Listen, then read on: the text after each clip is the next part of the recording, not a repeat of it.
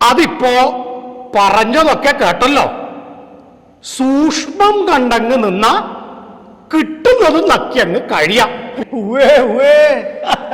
എന്നാ അങ്ങോട്ട് വിട്ടോളൂ. പക്ഷേ നിങ്ങൾ 10-20 കൊല്ലം മുമ്പ് കളിച്ച നാടകല്ലേ, ഇപ്പം നമ്മൾ ഇങ്ങനെ കളിച്ചു കഴിഞ്ഞാല് യേശു അത് ആ പ്രശ്നം എനിക്കും തോന്നിനി. നമ്മ ഇത് ഈ പുതിയ കാലമായിട്ട് കണക്ട് ചെയ്തിട്ടെങ്കിൽ അത് ശരിയാണ്. എന്നാ നമുക്ക് യശ്മാന കേന്ദ്ര സർക്കാരായിട്ടൊന്ന് മാറ്റിപ്പിടിച്ചാലോ? അത് നടക്കും. തരേണ്ട സാമ്പത്തിക വിഹിതം തരാണ്ട് സൂക്ഷ്മം കണ്ട് നിൽക്കാൻ പറയുന്ന ടീംസ് അല്ലേ ഇവര്. നടക്കും. അതന്നെ, ആരോഗ്യത്തിനുള്ള ഫണ്ട് കിട്ടണമെങ്കിൽ ഹെൽത്ത് സെന്ററിനുള്ള പെയിന്റ് മാറ്റിയടിക്കണമല്ലോ. അതെ, SSKക്ക് ഫണ്ട് ഉണ്ടാ. ആ പദ്ധതി അങ്ങനെ അവതാളത്തിലായില്ലേ?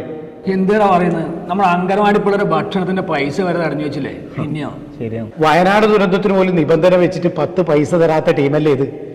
നമുക്കത് അങ്ങനെ കളിക്കാം. അങ്ങനെ മതി. യശമാം കേന്ദ്രം നമുക്ക് നാടൻ തുടങ്ങാം.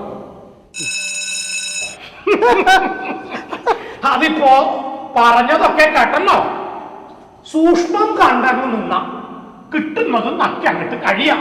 ചാത്തുവേ, കേട്ടല്ലോ, സൂക്ഷ്മം കണ്ടങ്ങ് നിന്നാ കിട്ടുന്നത് നക്കിയങ്ങ് കൂടാന്ന്.